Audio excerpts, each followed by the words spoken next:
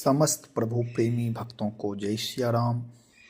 भगवान श्री सीताराम जी की अहेतु की करुणा कृपा हम आप सब के लिए, प्राणी मात्र के लिए, जड़ चेतन के लिए मंगल करें, कल्याण करें।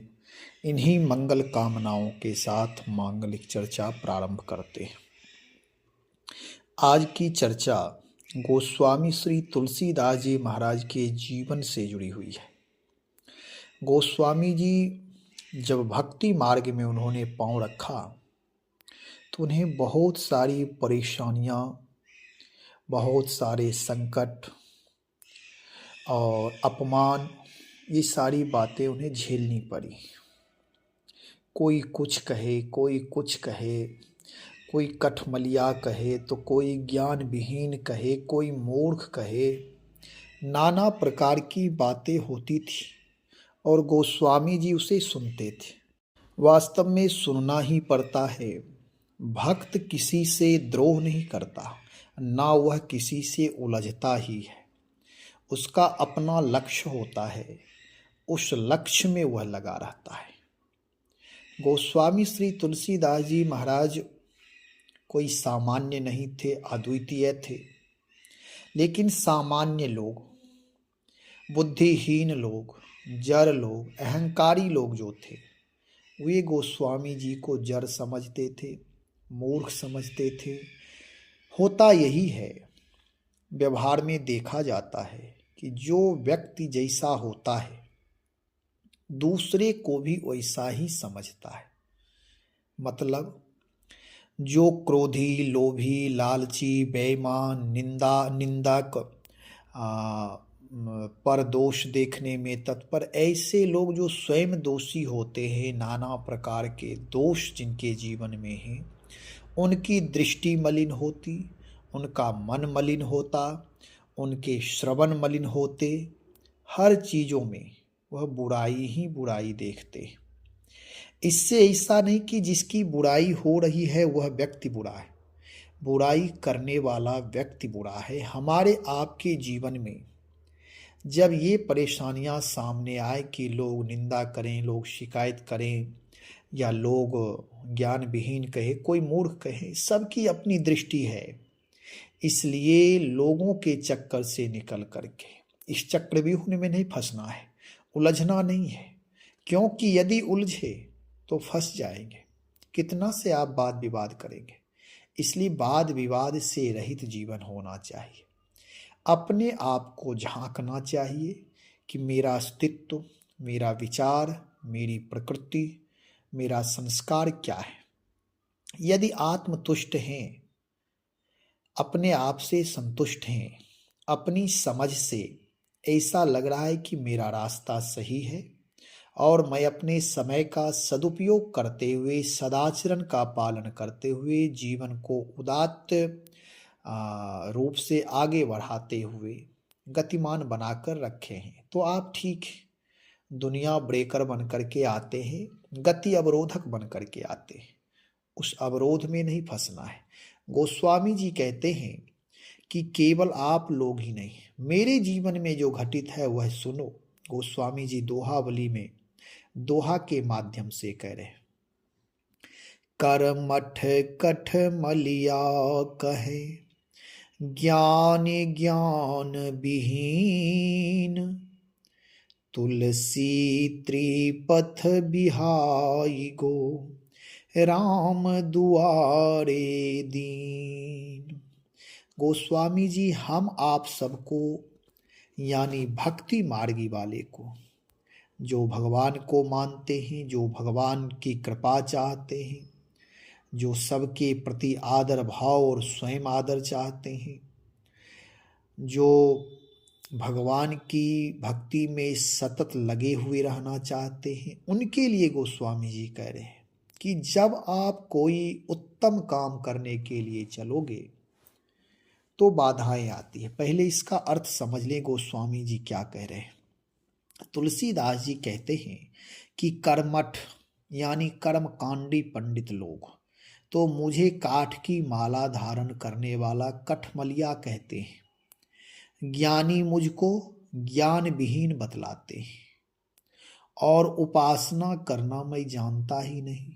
मैं तो तीनों मार्गों को छोड़कर दीन होकर भगवान श्री रामचंद्र जी के दरवाजे पर जा पड़ा हूं।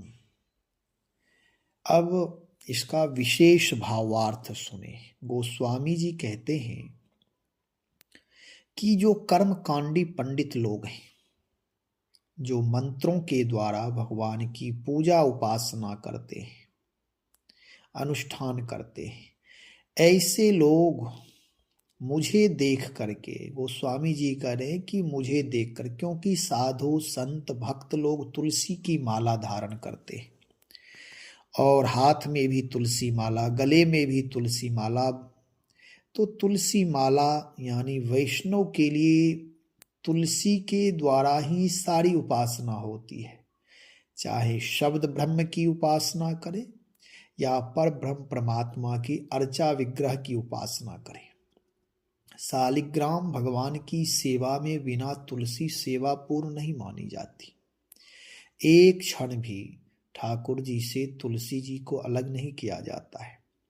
जो लोग नित्य सेवा करते हैं मंदिरों में या अपने घरों में, वे भी ठाकुर जी की सेवा करते हैं तो दिन भर का जो पुष्प आदि चढ़ाए हैं पूजा के समय, वह उतार कर रख देते हैं, लेकिन तुलसी दल भगवान के ऊपर रहने ही देते हैं, रहने देना ही चाहिए।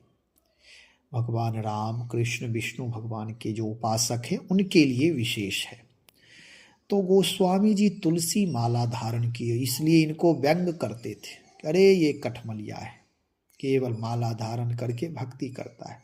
क्या यही भक्ति है? कर्मकांड तो जानता नहीं है, कर्मकांड के बिना भगवान रीझते नहीं है। इस प्रकार व्यंग करते थे लोग। गोस्वामी जी सुनते थे, देखते थे, लेकिन उनके व्यंग से अपने आप को प्रभावित नहीं करते थे। उन्हें लगता था क्योंकि परमात्मा का साक्षात्कार हो चुका था।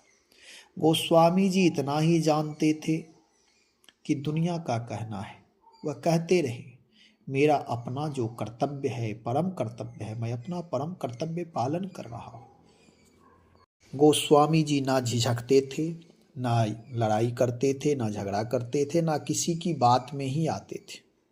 वह अपने भगवान नाम में तल्लीन रहते थे। कहने वाले लोग ऐसे ही कहते, तो कोई कठमलिया कहे। जो ज्ञानी लोग थे, जो शास्त्रों का अध्ययन करने में लगे रहते थे, प्रवचन आदि करते थे, वे गोस्वामी जी को ज्ञान विहीन बतलाते थे। उन्हें लगता था कि ये बाबा है, साधु है, इसे क्या, क्योंकि गोस्वामी जी बहुत ही सिंपल वेश में, साधु वेश में रहते थे, सीधे साधे वेश में। कोई आज की जो स्थिति है चटक मटक होना चाहिए, इसी चटक मटक वाले वो महात्मा नहीं थे। उपासक जो होते हैं, भक्त जो होते हैं, उनमें दैन्यता होती है, और दैन्यता बाहरी रूपों से वह हमेशा दूर रहता है कि लोग मुझे अच्छे कहें, इसलिए वह रूप नहीं बनाते। केवल उनका यही लगता है मेरा अंतःकरण कैसा है, वह अंतस्थ शुद्धि करने में ही लगे रहते हैं। इसलिए गोस्वामी जी एकदम सामान्य वेश में रहते थे। जो लोग 2 अक्षर पढ़ने वाले थे वे चटक मटक में रहते थे, अच्छे कपड़े पहनना, आभूषण आदि धारण करना।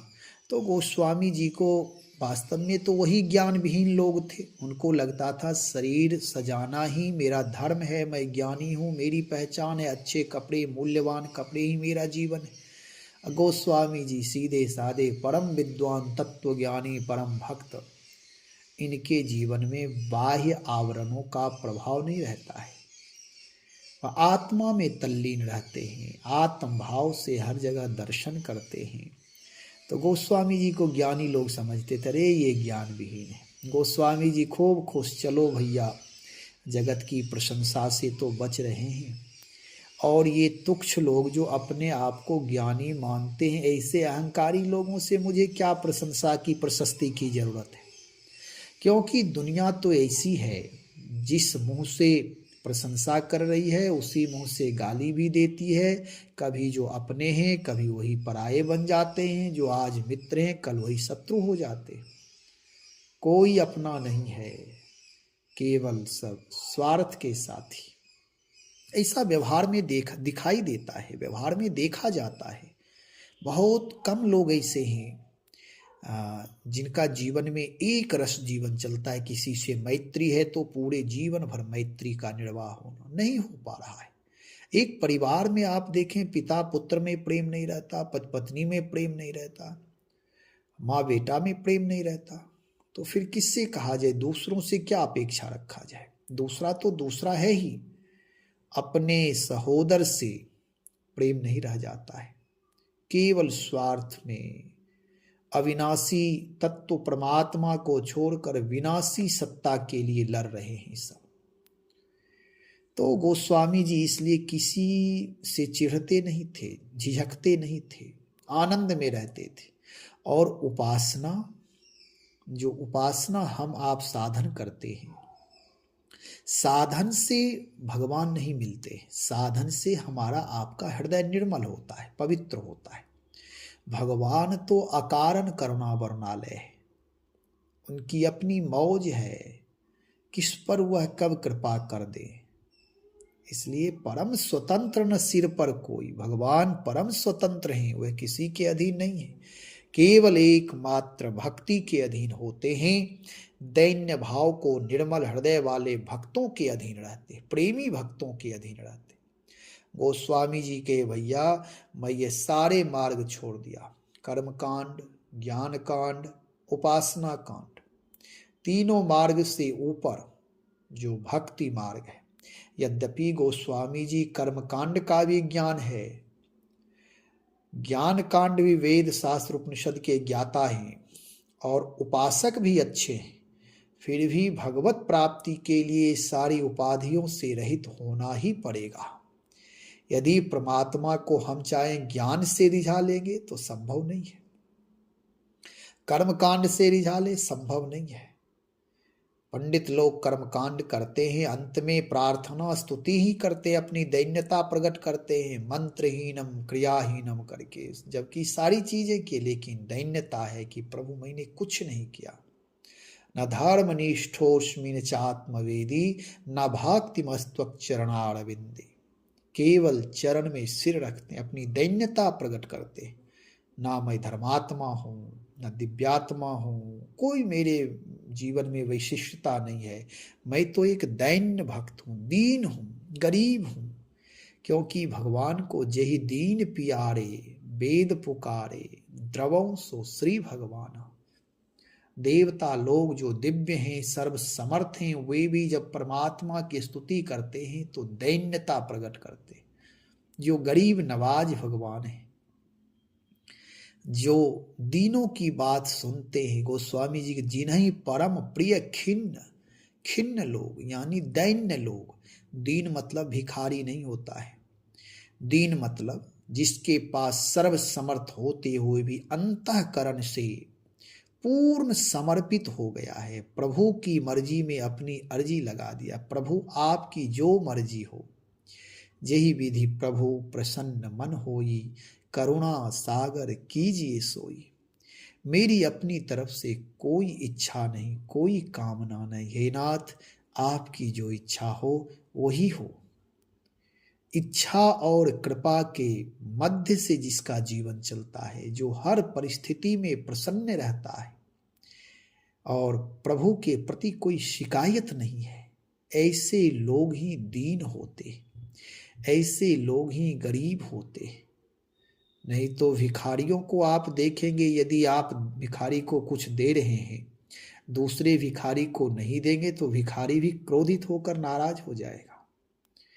इसलिए दीन का मतलब वस्त्रहीन, अंगहीन ये सब नहीं होते।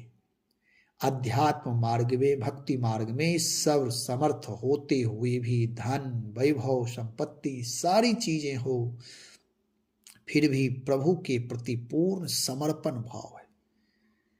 अपनी सारी इंद्रियों को जो प्रभु से जोड़ दिया है, काम क्रोध लोभ मोह मद मत्सर ये सारी चीजें प्रबल होना चाहिए, लेकिन उसकी गति किस दिशा में हो, अध्यात्म की दिशा में, भक्ति की दिशा में।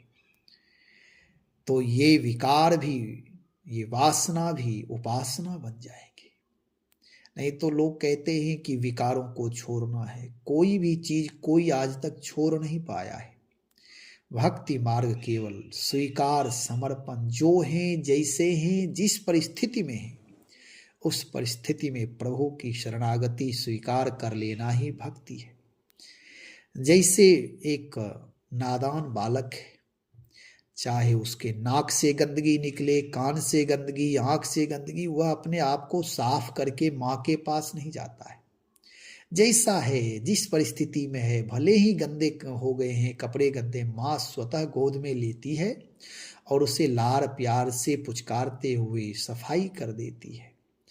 ऐसे ही परमात्मा हमारे आपके जीवन में जो कुछ भी है केवल दैन्य भाव, नहीं विद्या, नहीं बाहुबल, नहीं खर्चन कछु दाम, मोह से पतित अपंग को तुम पति राखो राम। ये दैन्यता है।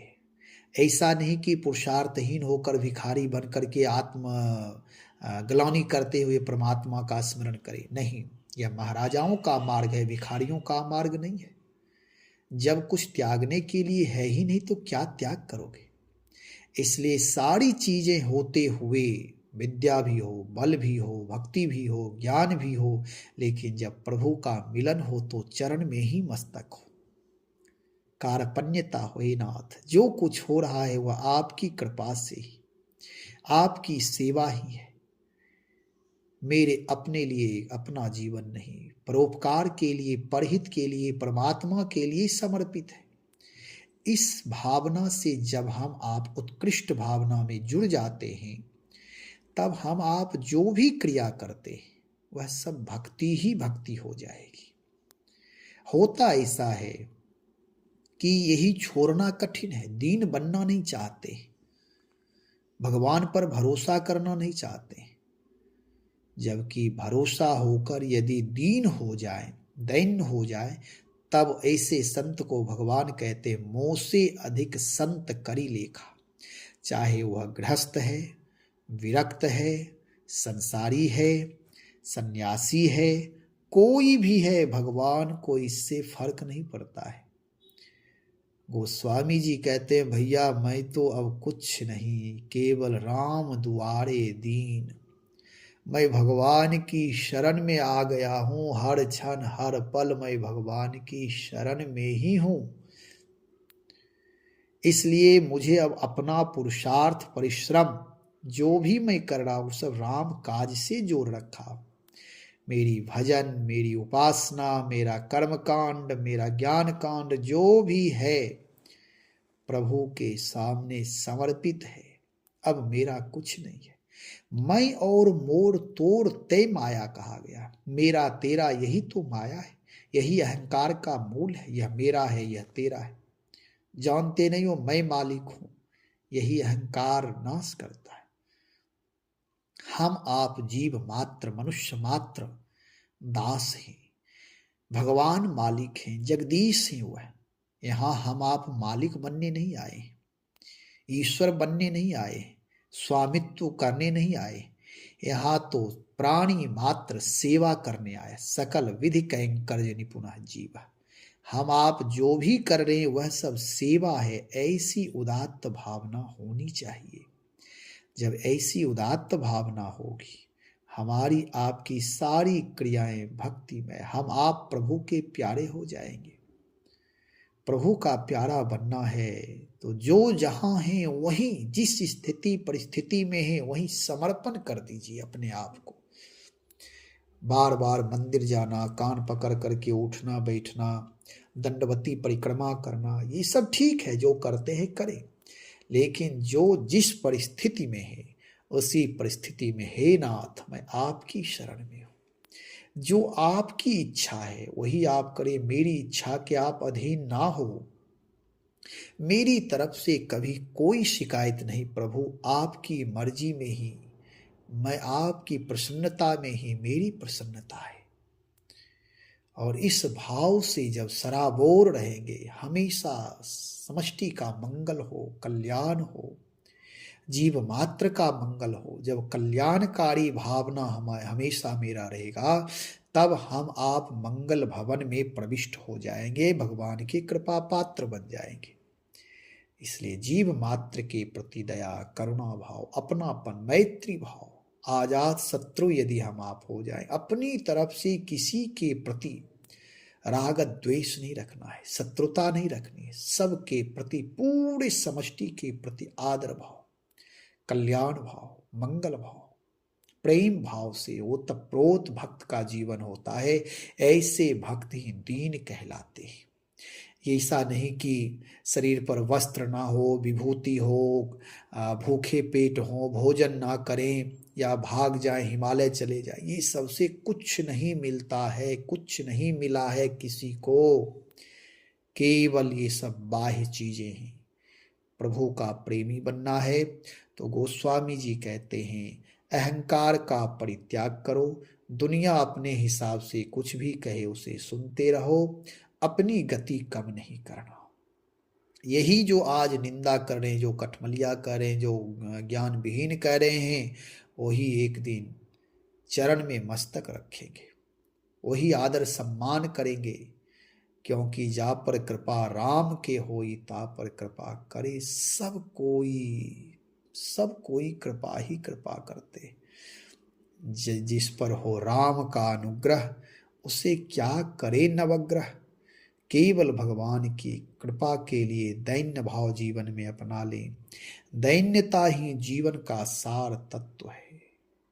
सब कुछ प्रभु का है। भगवान नाम का सतत जप करें। राम नाम ही इस कलयुग के लिए अवलंब है। स्वयं जप करें, अन्य लोगों को भी भगवान नाम जप के लिए प्रेरित करें। भगवान की शरणागति स्वीकार करें। सेवा, सुमिरन और सहयोग ही जीवन के ये मंत्र हैं। तन मन वचन से सेवा, तन मन वचन से सुमिरन और तन मन वचन से सहयोग भी करें। सेवा, सुमिरन, सहयोग, यही भगवत प्राप्ति का सुदृढ़ उत्तम मार्ग है। इसलिए कर्म पर ख्याल रखें कि तन मन वचन से किसी को कष्ट ना दे, किसी को सताएं नहीं, परेशान ना करें, सबके प्रति आदर भाव।